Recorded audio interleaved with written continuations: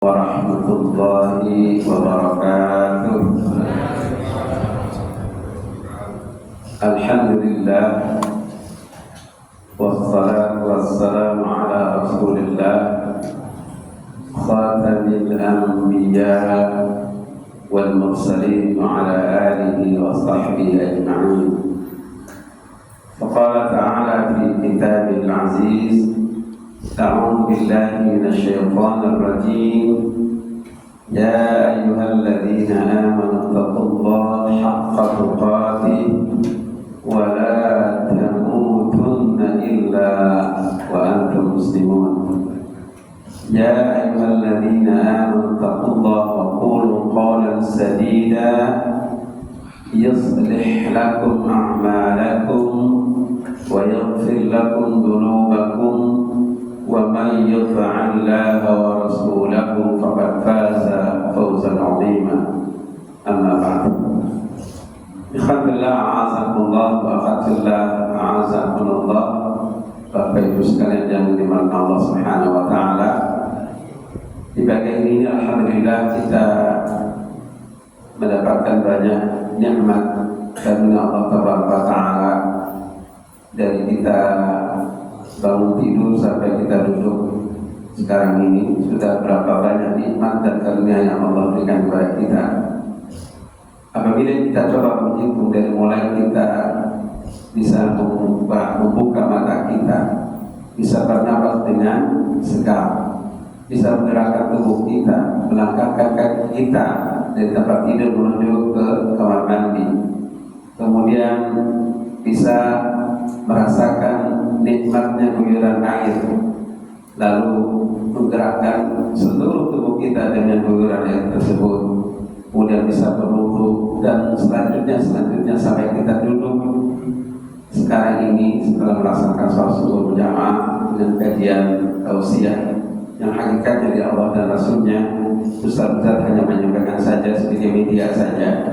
Hakikatnya ketika kita belajar, hakikatnya ketika talabul ilmi, hakikatnya ketika kita duduk bersimpuh mendengarkan tausiah dari para ustaz, hakikatnya Allah dan Rasulnya mengajarkan kepada kita, memberikan pengajaran kepada kita tentang agama yang benar.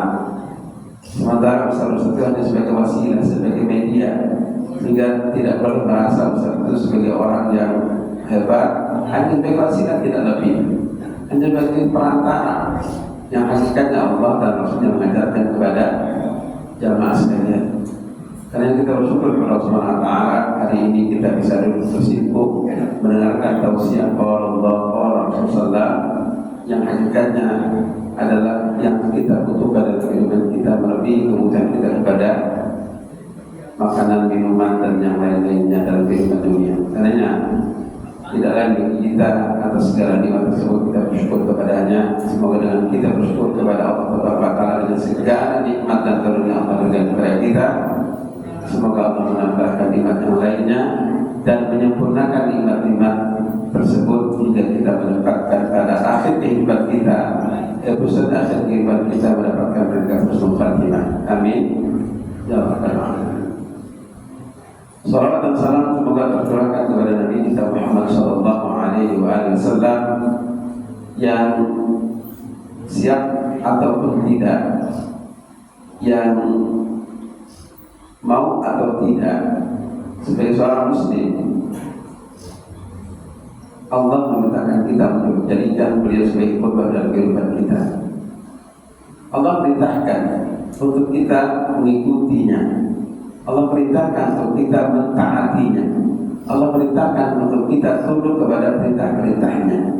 Dalam suatu ayat surah An-Nisa ayat 79 Allah menyatakan, "May yuti'ir rasul faqad ata'a Allah."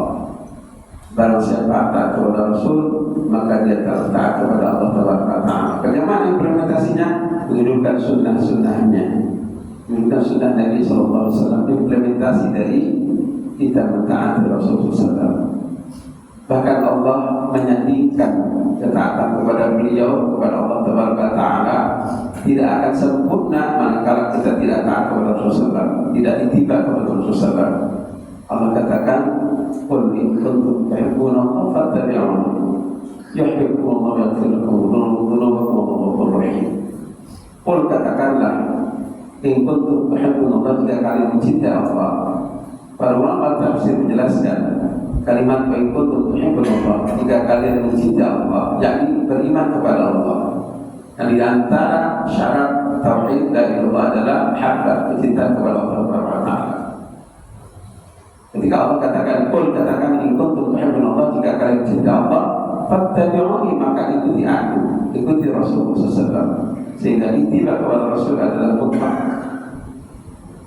Dalam ibadah terutama salat kita, adakah mencontoh Rasulullah SAW? Ketika mencontoh Nabi SAW dalam melaksanakannya, maka berarti kita telah mentaati Rasulullah SAW. Berarti sebaliknya, ketika kita tidak mencontoh Nabi dalam melaksanakan salat, melaksanakan ibadah-ibadah lainnya, maka berarti kita telah bermaksiat kepada Allah, telah bermaksiat kepada Allah Taala. Karena bagi siapapun yang menyalahi perintah Rasul sama dengan menyalahi perintah Allah Taala. Makanya dalam surat An-Nur, surat 24 ayat hampir terakhir, ayat 3, Allah katakan, ya sangat jelas, sebagai sebuah peringatan dari Allah Taala, kita yang menyelisih sunnah Nabi SAW, sunnah Rasul SAW, ya, pada firman-Nya sangat tegas dan sangat jelas, ya, di mana Allah mengingatkan kita untuk menjauhi dari tidak ittiba kepada Rasulullah SAW. Allah katakan, la taj'alu du'a Rasul bainakum wa baina ba'dikum ba'dha. Qad ja'alahu Allahu alladziina tasalluna minkum ibadah falyahdharil ladziina yukhalifuna an amrihi an tusibahum fitnatun aw yusibahum 'adzabun alim. La taj'alu, jangan kalian jadikan, jangan kalian anggap doa Rasul, panggilan Rasul, seruan Rasul, ajakan Rasul, lalu ibadah disamakan dengan panggilan sesama kita terhadap sesama kita lainnya. Jangan, ucapan Rasul tidak sama dengan ucapan kita. Ya, perkataan Rasul tidak sama dengan perkataan kita. Perkataan Rasulullah adalah firman-firman Allah yang Allah sampaikan lewat lisannya. Allah katakan dalam firman yang lain, wa ma yantiqu 'anil hawa in huwa illa wahyun yuha. Tidaklah dia berbicara dengan hawa nafsunya, tidaklah dia berbicara dengan hawa nafsunya, kecuali dengan wahyu yang diwahyukan kepadanya. Anak ulangi, wa ma yantiqu 'anil hawa, tidaklah berbicara dengan hawa nafsunya, in huwa illa wahyun yuha, tidaklah kecuali sebagai wahyu yang diwahyukan kepadanya. Setiap perkataan Rasul adalah wahyu yang Allah wahyukan kepadanya untuk kita umatnya, sehingga perbuatan Rasul pun adalah sama dengan apa yang Allah kehendaki semuanya, sehingga tidaklah patut bagi orang beriman mengaku muslim kecuali mencontoh, mengikuti apa yang dilaksanakan Rasulullah dalam setiap ibadah, khususnya salat kita dan lainnya. Dan semoga dengan kita senantiasa mencontoh Nabi SAW, kita mendapatkan syafaat dari beliau di yaumil qiyamah nanti. Amin ya rabbal alamin. Pagi ini kita akan membahas tulisan yang ditulis oleh Syekh Khalid bin Uthman berjudul Al-Hajj wal Aqidah, Haji dan Aqidah. Haji dan Aqidah. Kenapa kita perlu belajar ini? Kita mencontoh dari haji, pelaksanaan ibadah haji, ternyata terkait dengan akidah, terkait dengan iman, terkait dengan tauhid kita, dan ini implementasinya dalam setiap ibadah kita, dalam setiap kehidupan kita, tidak hanya ibadah khusus, tapi semua aktivitas kehidupan kita. Adakah selalu bermuara dengan keimanan, ketauhidan kita kepada Allah Taala? Beliau memulai, nahnu na'lamu jami'an anna Allah tabaraka ta'ala 'indama syara'a asy-syara'i lin-nasi fa innama syara'aha li hikmatin 'azimatin ya'lamuha. Kita semua tahu sesungguhnya Allah tabaraka ta'ala saat mensyariatkan ajarannya, menyampaikan syariatnya, ya lewat Rasulullah SAW, lewat malaikatnya, para malaikatnya, kemudian kepada Rasulullah, adalah untuk manusia, adalah Allah syariatkan semuanya itu ada hikmah di balik itu, ada hikmah yang sangat agung yang kita harus mengetahuinya. Ya, ada hikmah. Semuanya, ya, semuanya. Ya. Sehingga apabila Allah mensyariatkan ini dan itu, kita perlu merenung, kita perlu memikirkannya, memahami lebih dalam. Kenapa Allah syariatkan haji? Kenapa harus kita berpakaian ihram serba putih? Kenapa kita harus tawaf? Kenapa kita harus sa'i? Kenapa harus kita melakukan umrah dan lain-lainnya? Termasuk salat juga. Kenapa kita harus salat? Kenapa harus kita ruku? Kenapa kita harus sujud? Kenapa harus kita i'tidal? Kenapa harus tasbih dan lainnya? Saum, berzakat, ya, berinfak. Kenapa? Kenapa harus kita menjauhi perzinahan? Kenapa kita harus menjauhi dari riba dan lainnya? Kenapa dan kenapa itu pasti ada hikmah di balik itu semua. Karena misalnya dalam masalah haji, ya, di mana syara'allahu kada wa kada. Kenapa Allah mensyariatkan haji harus begini harus begitu? Limana natufu bil baiti sab'an. Kenapa kita harus tawaf di Baitullah dengan 7 kali putaran? Limana naqifu fi Arafah. Kenapa kita harus wukuf di Arafah dan lain-lainnya? Itu harus kita coba mentadaburinya, memahaminya lebih dalam, sehingga kita dengan memahaminya menjadi satu bagian penting dalam kehidupan kita untuk kita terapkan. Tidak hanya dalam haji, tidak hanya dalam umrah, tapi dalam semua aktivitas kita.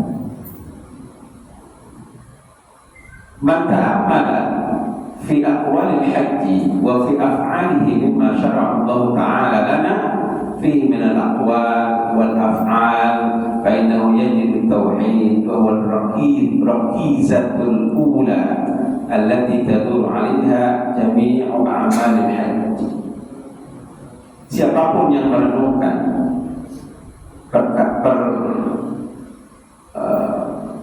lafaz-lafaz, ya, ucapan-ucapan dan amalan-amalan haji, termasuk ucapan-ucapan dan perbuatan amalan-amalan yang telah ditetapkan Allah Taala untuk kita, itu semua pasti kita akan mendapati di sana ada tauhid, di sana ada iman, di sana ada akidah yang kuat, ya.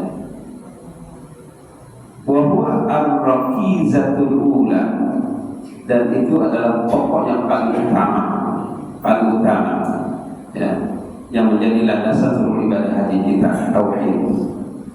Dari mulai kita memakai kain ihram, ada tauhid di situ, ada keimanan di situ, ada akidah di situ. Pertanyaannya, kenapa harus putih? Ada nggak yang berani pakai hijau sesuai dengan partai politik Pak Agus, misalnya dari P3, anak pakai kain ihram yang hijau? Nggak ada yang berani, ya. Atau siapa yang partai politiknya merah pakai kain ihram berwarna merah? Nggak ada. Itu apa? Penyerahan secara totalitas kepada perintah Allah Taala untuk menjalankan haji. Dan mulai pakai ihram saja, totalitas. Nggak ada yang berani. Nggak boleh pakai yang kain berjahit. Ada yang pakai gamis gitu lagi haji? Nggak ada. Totalitas. Berserah itu Allah Subhanahu Wa Taala, dan mulai kita pakai kain ihram. Lebih lagi jika kita memahami kenapa memakai kain ihram seperti kain kafan, diingatkan kau akan mati. Persiapan untuk mati itulah kau laksanakan haji ini. Itu, ya, subhanallah. Dari memakai kain ihram saja itu hikmah luar biasa. Ada hikmah di balik itu semua. Diingatkan oleh Allah Taala dengan amalan ibadah haji ini, persiapan kita menghadap Allah Taala. Dan setiap kita pasti akan menghadapi itu. Pasti, satu kepastian. Al-mautu haqqun wal jannatu haqqun wan-nar haqqun, kematian itu pasti, surga pasti, neraka pasti. Kepastian itu menunjukkan bahwa kita harus mempersiapkan diri untuk menghadapinya. Ketika seseorang bertanya kepada Rasulullah, mata sa'ah, kapan tiba kiamat itu ya Rasulullah? Rasulullah tidak menjawab dengan ini dan itu, melainkan dengan sebuah pertanyaan, ma ista'dadtalaha, apa yang sudah kau siapkan untuk menghadapinya? Itu yang penting. Sama ya dengan itu.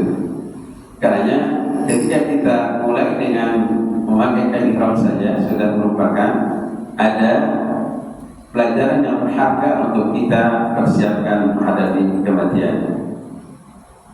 Kullu amalil haji taduru ala takrisil tauhid wa taqririha wa taqririhi wa tathbitihi fi nufusil afrad wa fi nufusil alimin. Kaifa la wa huwa al-aslul kabir alladhi min ajlihi ba'athahu Allahu rusula alaihi wassalatu wassalam, fa kulluhum ja'u yad'una ila at-tauhid, kullu nabiyyin ja'a yaqulu liqaumihi u'budu Allaha ma lakum min ilahin ghairuh. Kullu amalin haji, setiap amalan haji semuanya, ya, semuanya berkisar pada apa?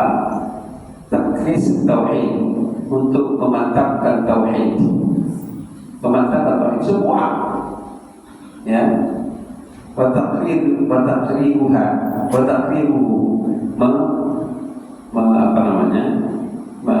Takrir, menegakkan, memantapkan, ya, memantapkan tauhid, wa tathbitihi, dan untuk tathbit, menetapkan tauhid, artinya mengokohkan tauhid.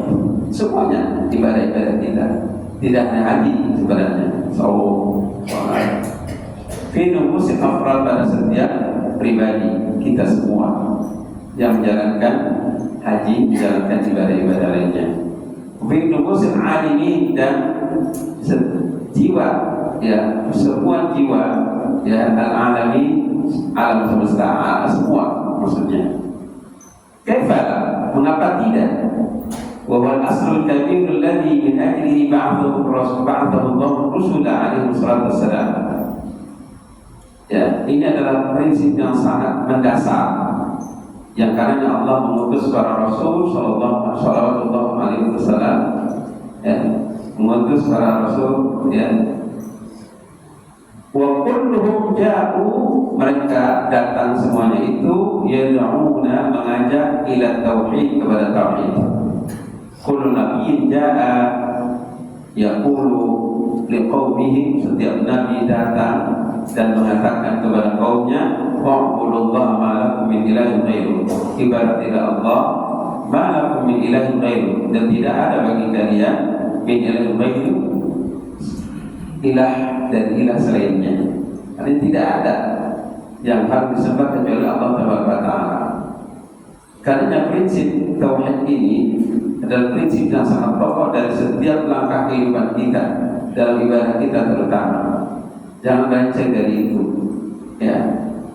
Maka saat kita melaksanakan ibadah, termasuk juga kalau ilmu kita hari ini, dalam bagian untuk memantapkan tauhid kita, memantapkan iman kita, meneguhkan apa? Tauhid kita kepada Allah Taala. Bagaimana tidak? Dengan kita mengetahui halal haram, mengetahui yang seharusnya kita jalankan, semakin kuatlah syariat Allah yang kita pahami untuk menguatkan iman kita.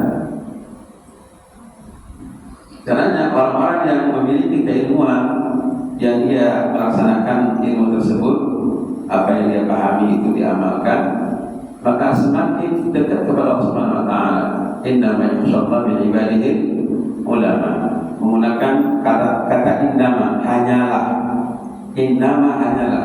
Yakhshallah, yang takut kepada Allah, min ibadi di antara hamba-hambanya adalah al-ulama, orang-orang berilmu, orang yang belajar Al-Quran dan As-Sunnah, semakin mendalam dia pahami, dia amalkan, maka semakin menumbuhkan rasa takut kepada Allah Subhanahu wa taala. Keimanan semakin meningkat, semakin meningkat. Seharusnya demikian.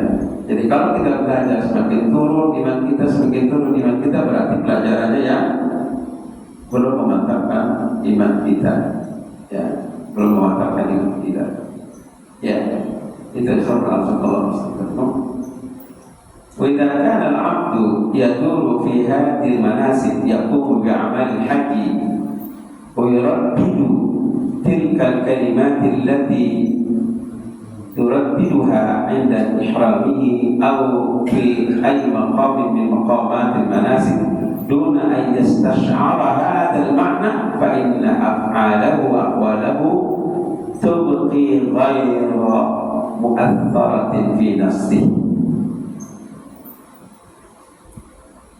Apabila seorang hamba melaksanakan manasik, cara-cara haji segala macam, ya, dengan amalan-amalan haji seperti apa yang dia ulangi, ya, yang mereka ulangi kalimat-kalimat dalam melaksanakan haji, ya, dalam ihramnya, atau pada kondisi-kondisi, pada posisi-posisi dalam melaksanakan ibadah haji, berada di Mina, berada di Muzdalifah, berada di Arafah dan lain-lainnya, saat melaksanakan melontar jumrah misalnya dan lain-lainnya, ya, melaksanakan itu semua duna ayyastashira,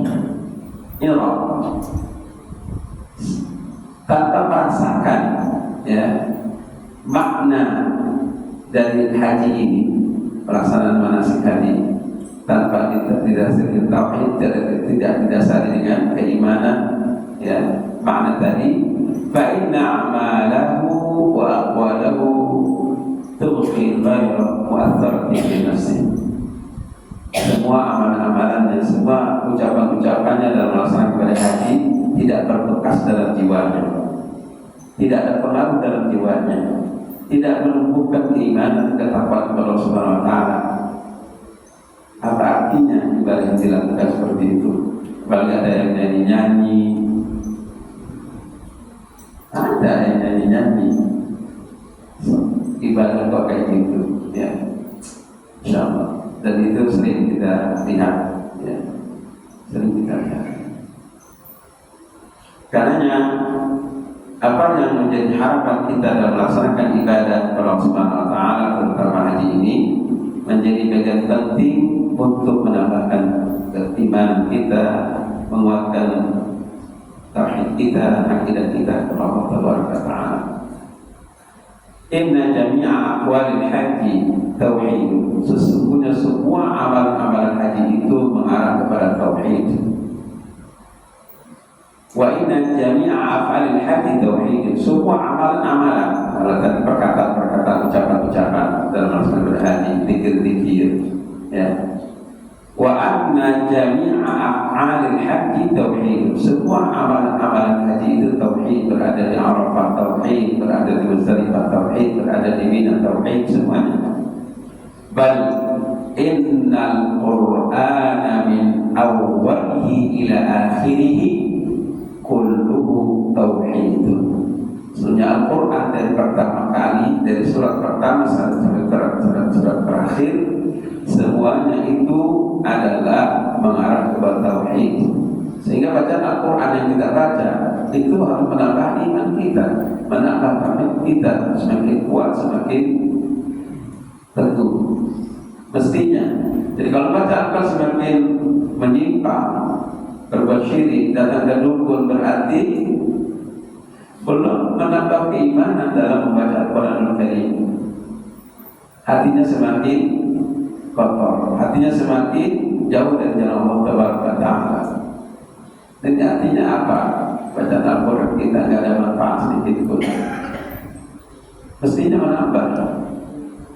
Ya, ada kalanya di antara kita baca Al-Quran beberapa menit sudah ngantuk. Itu berarti ada masalah dalam hatinya.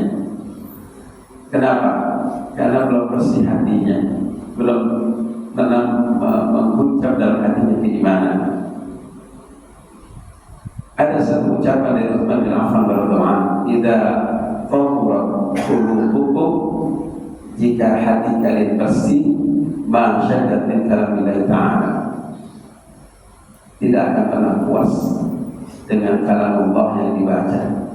Tidak akan pernah puas sehingga terus ingin membaca tanpa disadari sudah bermenit-menit, berjam-jam mungkin, ya, karena asiknya membaca Al-Quran dengan memahaminya. Jika memahaminya itu lebih baik lagi, subhanallah. Karena Al-Quran itu luar biasa. Karena Allah firman Allah tabaraka ta'ala, yaitu karenanya Imam Syafi'i rahimahullah mengatakan, jami'u ma taquluhu al-ummah syarhun lis-sunnah, wa jami'u sunnati syarhun lil-Qur'an, wa jami'u al-Qur'ani syarhu asma'illahi al-husna wa sifatihi al-ula. Kata Imam Syafi'i rahimahullah, semua apa yang diucapkan oleh para imam, para ulama, al-a'immah, ya, bukan ulama, al-a'immah, syarhun lis-sunnah, sebagai penjelasan dari sunnah. Wa jami'u sunnati syarhun lil-Qur'an, dan semua sunnah itu penjelasan dari Al-Qur'an. Kadang-kadang berdiri sendiri, ya, sunnah berdiri sendiri. Wa jami'u al-Qur'ani syarhu asma'illahi husna wa sifatil ula. Semua Al-Quran itu penjelasan untuk nama-nama Allah dan sifat-sifatnya yang mulia, yang baik. Ya, subhanallah. Karenanya al-hajj madrasatun, haji itu adalah madrasah, penggemblengan, pembinaan, pendidikan, ya. Al-Quran madrasatun, Al-Quran adalah madrasah. Al-Quran, al-hajj madrasatun, haji adalah madrasah. Haji adalah pembinaan, penggemblengan umat untuk kita semua. Ditatbiq tauhid, untuk memantapkan tauhid. Haji itu sebagai pemantapan tauhid kita, jika kita betul-betul memahaminya. Madrasatun litaqriri hadzal asl kabir fi nufusina. Dan haji itu merupakan madrasah pembinaan untuk memantapkan, mentadriskan, ya, untuk menguatkan, ya, pijakan yang sangat besar pengaruhnya dalam jiwa kita, ya, dalam jiwa kita. Bahkan wa fi mujtama'ina, dalam kehidupan sosial bermasyarakat, memantapkan bagaimana hubungan sosial bermasyarakat pun dibentuk dengan haji ini jika dipahami itu dengan benar. Wa huwa madrasatun litaqrir tauhid bainal ummati jami'an. Bahkan haji itu merupakan madrasah pembinaan, penggemblengan, ya, untuk memantapkan tauhid di antara umat semuanya, ya, semuanya. Bal jami'u suwaril Qur'an, bahkan semua surat-surat dalam Al-Quran syarhun li anwa'i tauhid thalathah, penjelasan dari tauhid yang tiga: tauhid rububiyah, tauhid uluhiyah, dan tauhid asma sifat. Ini perlu jelaskan juga, belum sampai itu, ya. Nanti dijelaskan oleh Ustaz Zaid tentang tauhid yang tiga tadi: rububiyah, uluhiyah, dan asma sifat. Ya, ini pemantapan. Wal Qur'anu min awwalihi ila akhirih yashrahuha wa yubayyinuha bituruqin muta'addidah. Dan Al-Quran dari awal sampai akhir menjelaskan itu semua, ya, dengan cara-cara yang berbagai macam, muta'addidah, berbagai macam. Ini, ya, annal Qur'ana imma khabarun 'anillah wa asma'ihi wa sifatihi wa af'alihi, wa hadha huwa tauhidul ilmi al-khabari. Al-Quran baik ya merupakan khabar dari Allah Taala, ya khabar, apa khabar, berita dari Allah Taala tentang nama-namanya, tentang sifat-sifatnya, tentang af'alnya, perbuatan-perbuatannya. Wa hadha wa tauhidul ilmi al-khabari, dan itu merupakan tauhid secara ilmiah, dan khabariyah. Bisa kita buktikan ayat Al-Quran dari awal sampai akhir itu keilmiahannya. Makanya Allah Taala di dalam banyak ayat itu menantang siapapun yang bisa membuat seperti Al-Quran, silahkan. Bisa nggak kira-kira? Ditantang secara ilmiah. Coba, ya, coba silahkan. Baik kuntum fi raibin mimma nazzalna 'ala 'abdina fa'tu bi suratin min mithlihi. Kuntum fi raibin, jika kalian raibin, syak, ragu terhadap kebenaran Al-Quran, mimma nazzalna 'ala 'abdina, dengan apa yang telah kami turunkan kepada hamba-hambaku, fa'tu bi suratin min mithlihi, datangkan kepadaku surah yang sama dengan Al-Quran, tunjukkan sama, silakan buat. Dengan tantangan itu, ketika Allah menurunkan ayat ini kepada Rasulullah menyampaikan kepada orang-orang jahiliyah saat itu, mereka berlomba-lomba untuk membuat semisal Al-Quran. Ada yang mereka buat seperti Al-Fil, tapi ceritanya lucu gitu, ya. Al-Fil sama Al-Jabal. Alam tara kaifa fa'ala rabbuka bi ashabil fil, alam yaj'al kaidahu fi tadlil wa salan pada ababil. Luar biasa ya, ini dari segi sastranya luar biasa. Mereka buat al-fil, al-qul tawil, bukan al-qul, kemudian khurfu, ya bukan. Jadi belalai itu dalam bahasa Arabnya khurfu, bukan anfun hidup. Karena mereka melihat seakan-akan hidup, maka dibuatlah anfuhu tawil, hidupnya panjang, jismuhu kabir. Allah ya Rabb. Jadi lucu menjelaskan tentang kondisi gajah, ya, hidupnya panjang, badannya gede, ya, apa namanya, telinganya lebar. Nggak ada yang bisa menyamai ayat Al-Quran. Karena Al-Quran menambah ketauhidan kepada Allah Subhanahu wa Ta'ala saat kita mampu membacanya dengan benar. Baik, kita mulai kepada tadi disampaikan, setiap ibadah kita, ya, setiap ibadah kita, apapun ibadah itu, termasuk haji, Allah tidak butuh. Allah tidak butuh dengan salat kita, Allah tidak butuh dengan haji kita, Allah tidak butuh dengan umrah kita, Allah tidak butuh dengan bacaan Al-Quran kita, Allah tidak butuh dengan saum kita, Allah tidak butuh untuk duduk bersama di sini, Allah tidak butuh. Dan Allah pun tidak rugi kalau kita semua tidak baca Al-Quran, tidak sholat, tidak haji, tidak umrah. Allah tidak rugi. Justru sebaliknya, saat kita melaksanakan ibadah itu, semuanya haji, umrah adalah untuk kebutuhan kita, untuk kemaslahatan kita, untuk manfaat kita yang besar dalam kehidupan dunia kita dan akhirat kita.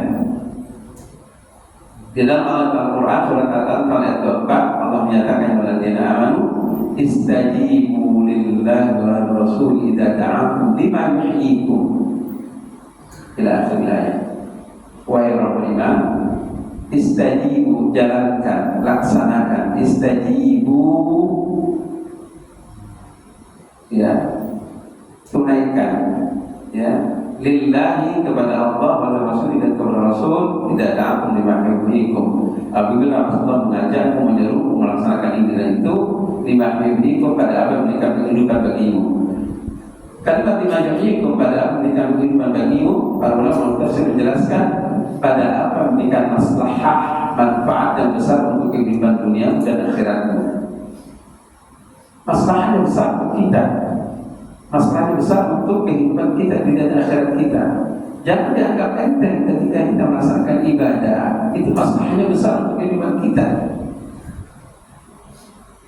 Sebaliknya, apabila kita sudah mengabaikan perintah Allah, tidak lagi ibadah kepadanya, maka akan mendapatkan banyak masalah-masalah dalam kehidupan kita. Pasti banyak masalah yang kita dapatkan jika melaksanakan ibadah, dan banyak masalah-masalah, bukan masalah-masalah jika kita meninggalkan ibadah kepada Allah Taala. Karenanya ketika kita melaksanakan ibadah kepada Allah Subhanahu wa taala, khususnya haji, maka sesungguhnya ada masalah yang bisa kita ambil, masalah yang begitu banyak. Baik, kita mulai membahas tentang haji ini. Perintah Allah Taala yang Allah sampaikan kepada Nabi Ibrahim alaihissalam untuk menyampaikan perintah ini. Perintah haji itu tidak langsung Allah menyampaikan, tapi lewat lisannya Ibrahim alaihissalam, Nabi Allah Ibrahim alaihissalam dalam surat Al-Hajj ayat 27. Allah berfirman, "Wa'adzin fil nasi bil hajj ya'tuka rijalan wa 'ala kulli dhamirin ya'tina min kulli fajjin 'amiq." Wa'adzin, dan wahai Ibrahim, adzin seru, adzin perdengarkan, adzin informasikan, adzin beritakan, linnasi, finnasi, pada manusia semuanya. Sejak Nabi Ibrahim kita dipanggil ya untuk memperdengarkan perintah Allah Taala ini bil haji, dengan melaksanakan ibadah haji. Jadi sejak dulu perintah haji itu sejak dulu. Jadi kalau ada mengatakan saya belum dipanggil atau menunggu panggilan, itu tidak benar. Sejak dulu sudah dipanggil untuk melaksanakan haji. Allah telah mensyariatkan untuk manusia melaksanakan ibadah haji sejak zaman Nabi Ibrahim alaihissalam. Sejak dulu sudah. Jadi tidak ada sebenarnya perkataan saya menunggu panggilan atau saya belum dipanggil. Yang benar belum terpanggil.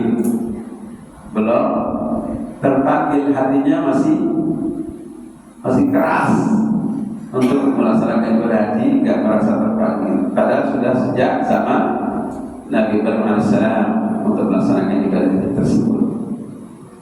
Yaitu kan saya akan datang kepada manusia rijalan, dengan berjalan kaki, ala kulli dhamirin, atau di atas setiap dhamir, kendaraan yang ditunggangi, ya, termasuk unta-unta. Ya'tina, mereka datang min kulli fajjin 'amiq, pada setiap fajjin 'amiq, penjuru pelosok sampai ke paling dalam akan datang kepada. Kalau sudah Allah perintahkan ini, semua akan datang. Itu mestinya begitu, ya.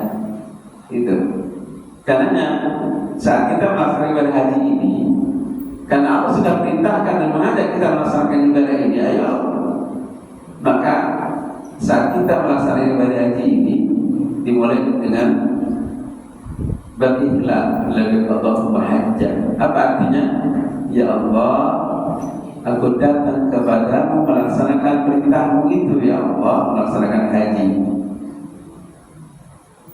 Labbaik ya Allah, aku datang menghadapmu atas perintah yang kau telah sampaikan lewat lisan Nabi Ibrahim alaihissalam sejak dulu itu. Aku datang menghampirimu, mendekat kepadamu untuk melaksanakan ibadah yang mulia tersebut. Labbaik Allahumma hajjah, dengan haji ini atau umrah. Jadi kalimat labbaik itu terkait dengan perintah tadi itu, wa'adzin bin nasi bil haji.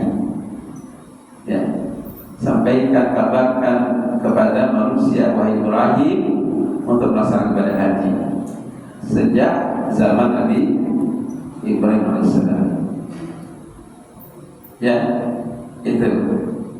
Karena yang mulai kalimat labbaik itu Itu tauhid, mengandung tauhid. Labbaik. Ada suaranya.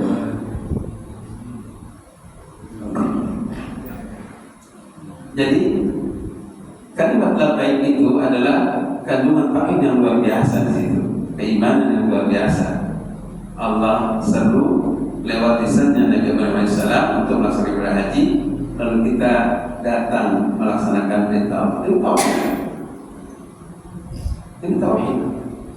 Maka beruntunglah yang melaksanakan ibadah haji atau umrah, dia sudah memiliki tauhid, teruji dengan tauhidnya untuk melaksanakan ibadah itu, untuk menguatkan tauhidnya. Subhanallah. Kalau kita memahami kalimat labbaik, labbaik Allahumma labbaik, labbaik Allahumma hajjan, labbaik Allahumma umratan, atau berkata labbaik Allahumma labbaik, labbaik la syarika lak. Penjelasan para ulama, ada kalimat yang di situ terselip walaupun tidak diucapkan. Kalimat labbaik itu ada kalimat tambahan, labbaik wa sa'daik, labbaik wa sa'daik. Ya Allah, aku datang menghampirimu, menghadapmu, datang mendekat kepadamu untuk melaksanakan perintahmu itu.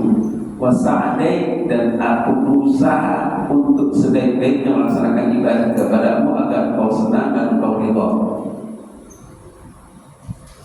Ini tauhid, ini akidah, keterkaitan kita dengan Allah dalam melaksanakan ibadah haji itu, keimanan kita di situ. Ya Allah, aku datang menghadapmu. Ya Allah, aku tiba datang menghampirimu ke Baitullah al-Haram ini, ya Allah, dan aku berusaha untuk maksimal melaksanakan ibadah kepadamu agar kau ridha, agar kau senang, agar kau cinta menyayangiku, ya Allah.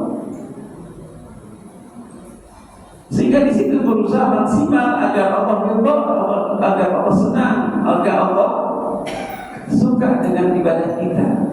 Sama salat kita seharusnya begitu. Seharusnya begitu, ya. Tapi nanti kita kaitkan dengan salat, ya. Ini baru haji. Masya Allah, udah jam 6 kurang ini, udah cukup dulu deh.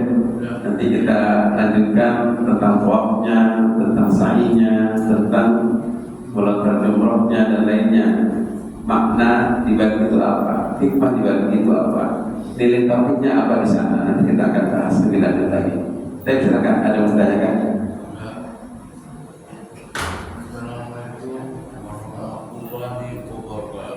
Waalaikumsalam warahmatullahi wabarakatuh. Tema pagi hari ini haji dan akidah. Dan kalau saya perhatikan, tahun ini adalah pelaksanaan haji yang kurang baik. Kurang baik, tidak baik-baik saja. Kenapa? Karena banyak sekali jamaah yang tidak menurut informasi yang bukan real. Oh, jamaah banyak peralatan. Karena orang siapa? Sedangkan benak itu harusnya memberikan semacam instruksi agar supaya petugas PPIH ini sukses untuk mengangkat derajat kebenaran dan dan yang terkait agar supaya petugas itu bisa menekan angka kematian, bisa mengatasi permasalahan. Nah, ini gimana ini kalau tahun ini kok kayaknya masuk politik di dalam masalah itu. Karena saya itu aja, dan saya kurang lebihnya mohon maaf. Wabillahi taufiq wal hidayah. Assalamualaikum warahmatullahi wabarakatuh.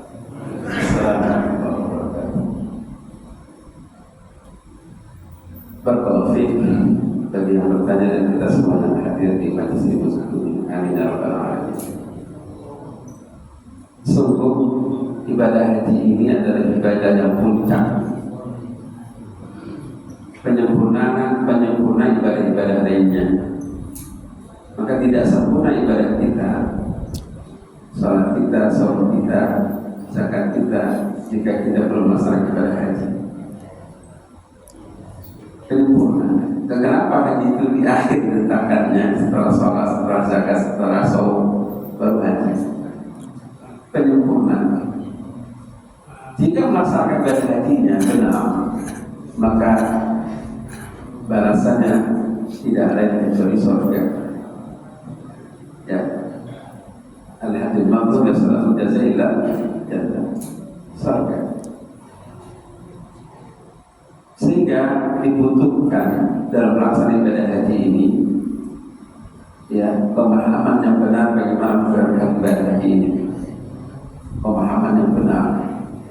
Dan Rasulullah memberikan suatu isyarat haji yang benar itu sesuai dengan sunnahnya.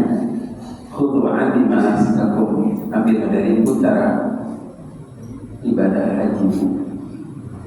Rasulullah mengisyaratkan itu menunjukkan betapa pengetahuan tentang haji dan contoh Nabi SAW itu harus dimiliki bagi setiap pelaksanaan ibadah haji.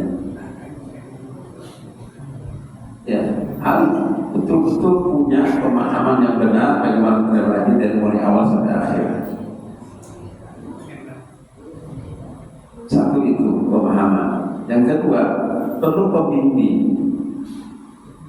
Saya pertama haji dulu, walaupun pemahaman tentang haji itu sudah cukup, insya Allah cukup, karena seringkali memberikan manasik walaupun belum haji, memberikan penjelasan tentang haji kepada jamaah, bahkan sering menyampaikan ya di travel KBH yang melaksanakan ibadah haji. Saya seringkali mendapatkan tugas untuk memberikan manasik kepada mereka.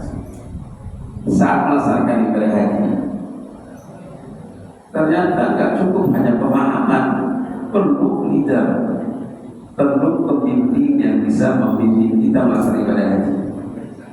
Jangan haji umroh saja, perlu masuk ke Masjidil Haram lewat pintu apa ya? Mana pintu pertama, mana pintu akhir? Nah, siapa tahu pintu Masjidil Haram itu dulu, jangan sekarang dengan masjid yang baru. Siapa yang tahu yang pernah haji atau yang pernah umroh? Berapa pintu Masjidil Haram? Ayo ibu, berapa pintu Masjidil Haram? Siapa yang tahu? Bagus. Hah? Kecil banget. Sedikit banget. Berapa biji, berapa pintu? 45 kurang 12 apa lagi? Berapa pintu? Hah? Kalau ngarang semua 94 pintu. Ditambah sekarang dengan masjid yang baru, Masjid Fatullah, itu 224 pintu. Sekarang 224 pintu. Banyak banget. Bagaimana kita masuk ke Masjidil Haram yang baru datang, yang belum tahu kondisi Masjidil Haram? Anak yang saya juga kalau nggak ada pembimbingnya, mutayifnya bingung. Masuk ke mana? Mana masjid yang mana pintu pertama? Mana pintu Malik bin Abdul Aziz, King Abdul Aziz? Bingung. Mana Babus Salam? Mana sofa? Mana Marwah? Sendiri misalnya,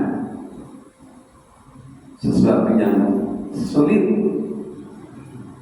Anak sendiri perlu berbimbing, apalagi jamaah yang awal, yang tidak mengerti ibadah. Mungkin pengetahuan agamanya mungkin bukan merendahkan, karena nggak mendalami secara yang fokus belajar, ya, sehingga setengah-setengah. Belum lagi kondisi di sana nggak tahu bagaimana, lebih sesat lagi, lebih parah lagi, jangan. Belum lagi nggak bisa bahasa Arab, tambah sulit. Dan saya sering menemukan ketika haji atau umroh, sering menemukan jamaah yang tersesat. Pembimbingnya nggak ada, banyak kayak begitu. Waktu anak ikut haji reguler, terus sebagai pembimbing diminta oleh KBH menjadi pembimbing sampai di Mekah. Itu banyak yang pindah dari KBH satu, dari beberapa KBH masuk ke KBH kita. Mereka tahu setelah sampai di Mekah, saat anak misalnya gabung sama itu, kalau memang dibolehkan, anak komunikasi ke panitia di sana lah ya, panitia haji, boleh silakan, asal tercatat nama-namanya pindah, sehingga bisa bertanggung jawab untuk perjalanan ibadah haji itu dari Subang, dari Sumatera Utara, dari ujung Makassar, dari Makassar banyak pindah. Akhirnya ya alhamdulillah kita bisa menghandle semua. Bahkan dengan pembimbingnya ikut bareng dengan kita, karena pembimbingnya pun baru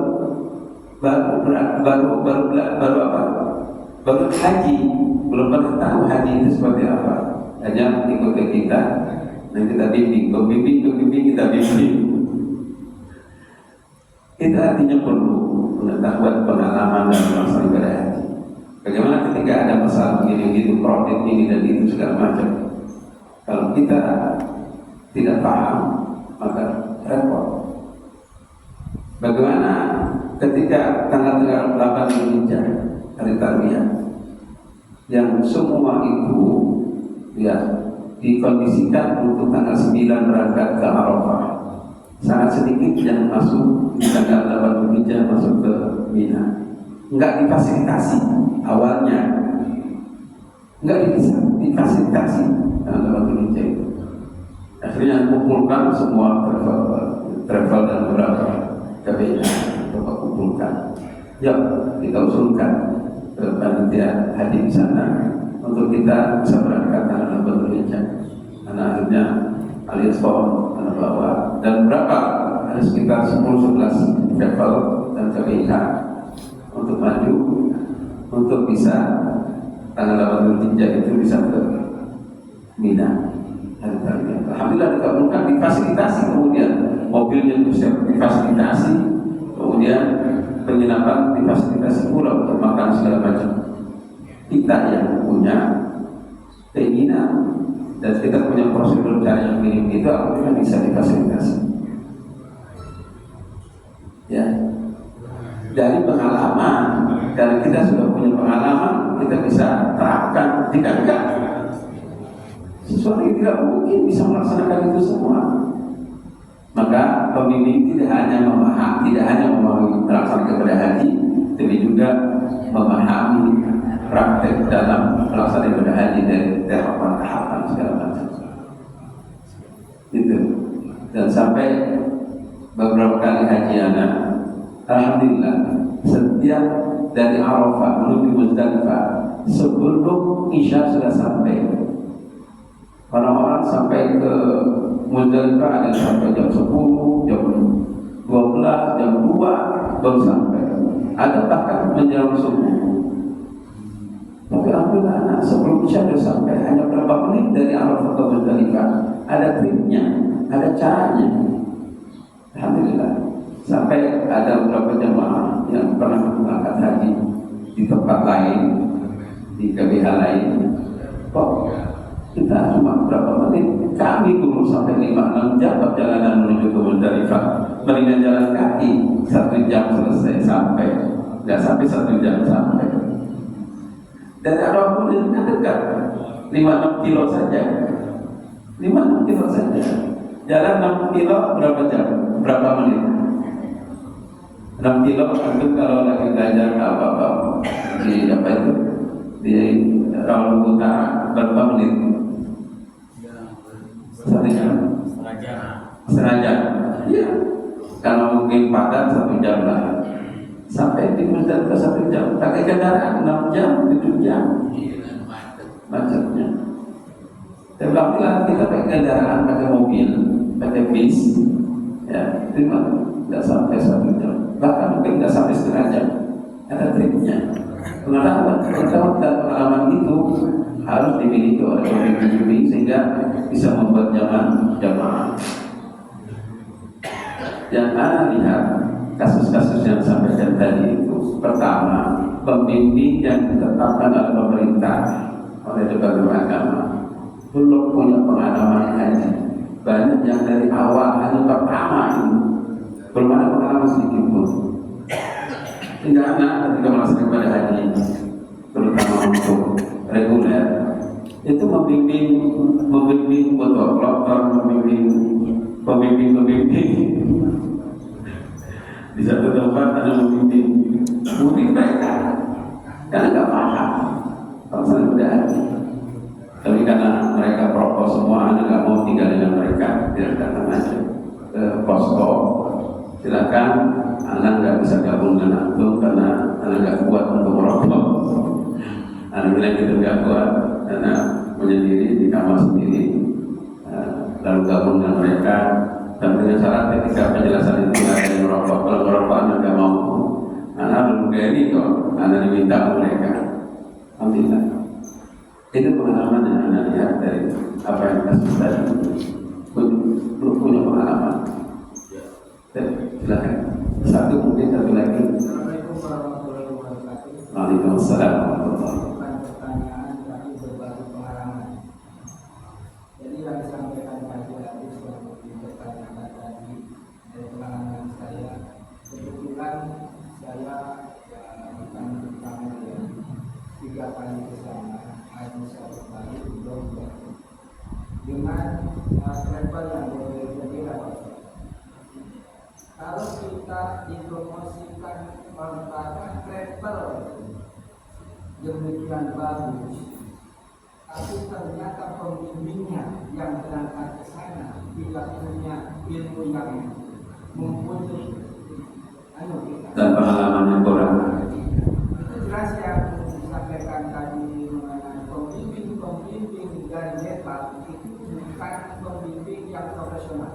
Tapi bergiliran bagaimana memberangkatkan pegawai hebat untuk bergilir seperti Pak Jidaru di kesehatan ya. Itu bergilir tapi tidak dievaluasi kapasitas secara person mampukah yang bersangkutan untuk menjadi pembimbing jemaah itu pertama.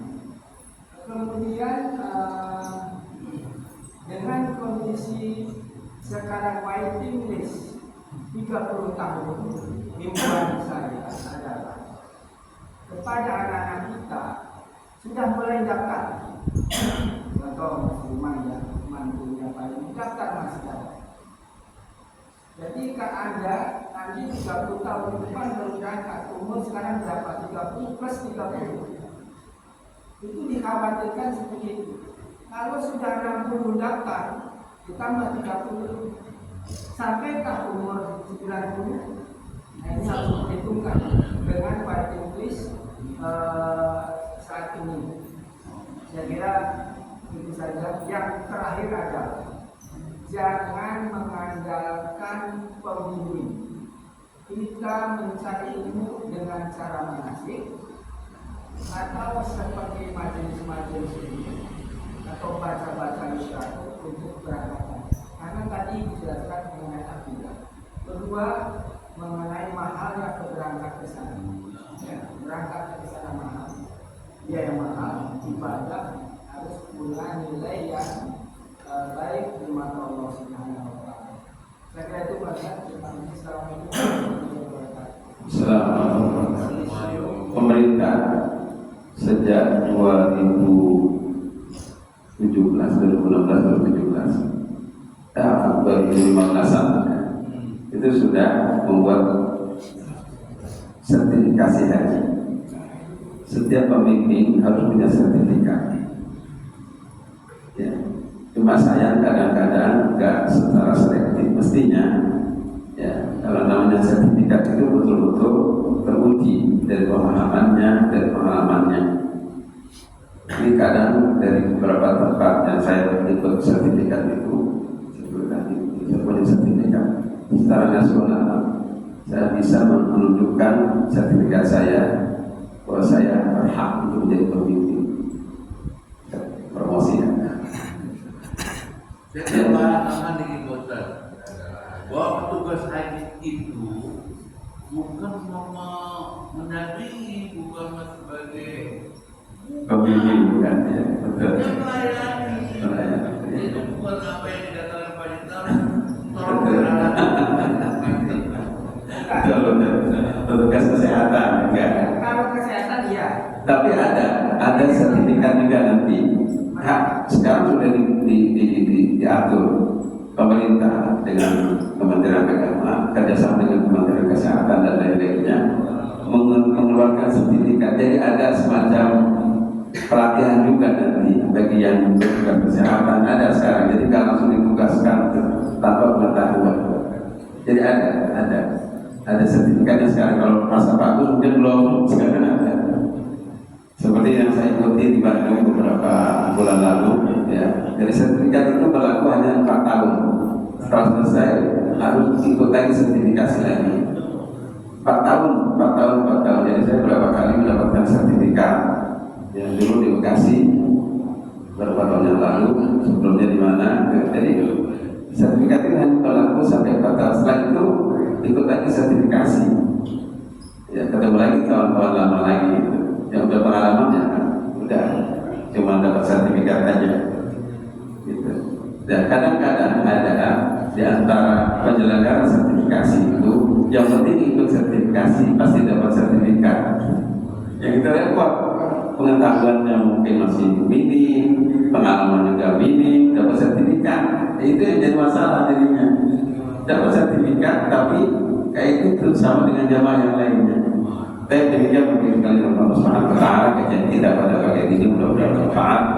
Tentu yang benar yang datang dari Allah dan Rasulnya untuk amalkan dan kita jalankan. Semoga Allah mudahkan kita untuk tetap istiqamah menjalankan perintah Allah dan Rasulnya. Amin. Ya Rabbal Alamin. Kita tutup, kita akhiri pertemuan kita kajian kita dengan Tafakkur Majlis. Subhanallah wa bihamdik, asyhadu an la ilaha illa anta, astaghfiruka wa atubu ilaik.